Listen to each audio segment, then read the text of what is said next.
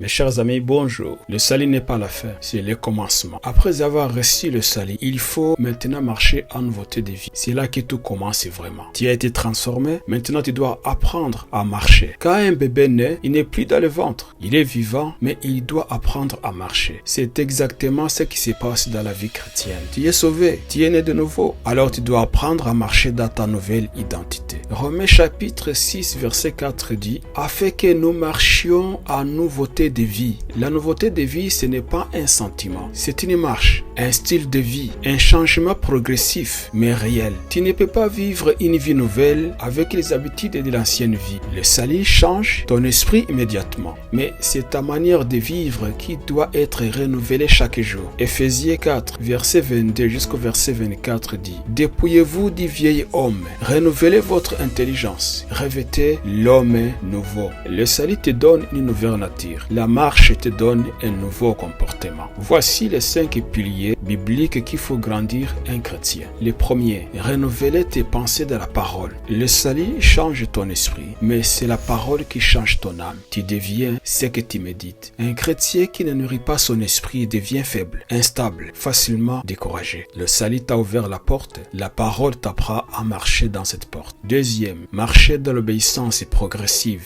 La nouveauté de vie n'est pas la perfection. C'est dire, Seigneur, je vais avancer, je vais t'honorer. Chaque petit pas compte. Jean chapitre 14 verset 21 dit, celui qui garde mes commandements, c'est celui qui m'aime. Troisième, cultiver la communion avec le Saint-Esprit. Tu ne marches pas seul. Le Saint-Esprit est ton guide, ton conseiller, ta force, ta conviction. Galates 5:16 dit, marcher selon l'Esprit. Ce n'est pas marcher avec ta force, c'est marcher par sa présence. Quatrième, couper avec les anciennes sources de shit. On ne peut pas vivre une nouvelle vie en restant attaché aux anciennes chaînes. Pour marcher en nouveauté de vie, change ton entourage, change tes influences, change ce que tu regardes, change ce que tu écoutes. Ferme les portes que Jésus a fermées à la croix. Cinquième, pratiquer la justice et la sainteté. Romains 6:13 dit, offrez-vous à Dieu comme des instruments de justice. La nouveauté de vie, c'est choisir la lumière, la vérité, la sainteté. Pas pour être sauvé, mais parce que tu es sauvé. Beaucoup pensent, je suis sauvé, donc ma vie va changer automatiquement. Non, le salut est instantané. La transformation est progressive.